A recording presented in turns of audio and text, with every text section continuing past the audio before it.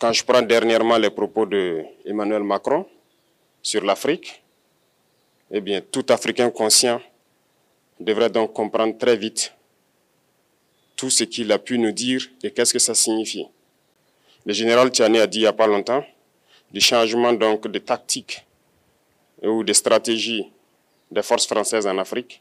Et je pense qu'il est venu le confirmer. Il s'agit de dissoudre et de garder un dispositif socle. Et Emmanuel Macron l'a si bien dit qu'on ne peut que le remercier pour cette sincérité. Même si certains ont voulu mettre la poudre aux yeux de leur population, mais la réalité finit par rattraper aussi. Ils ne partiront pas de certains pays. Ils ont juste dissous le dispositif. Vous ne les verrez plus dans des bases, mais dans les ambassades, ils seront là. Ils vont constituer des sociétés de sécurité pour sécuriser leurs sociétés qui existent dans ces pays-là. Mais les soldats seront là. Mais vous ne les verrez plus en tenue ou rassemblés dans des bases. C'est tout ce que ça veut dire. Ils vont se réorganiser, mais seront là.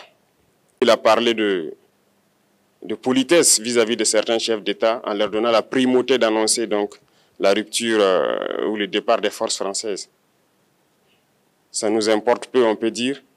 Mais tout ce que nous savons, c'est que si vous voulez une rupture avec ces forces impérialistes, c'est simple, on dénonce les accords. Tout commence par là-bas. Et je pense que l'exemple du Tchad, en tout cas, est palpable. Ils ont commencé par dénoncer les accords. Sinon, si on ne dénonce pas les accords, juste dire que les bases quittent, on n'a rien fait. Parce que le problème se trouve dans les accords coloniaux de défense qui ont été signés depuis l'indépendance.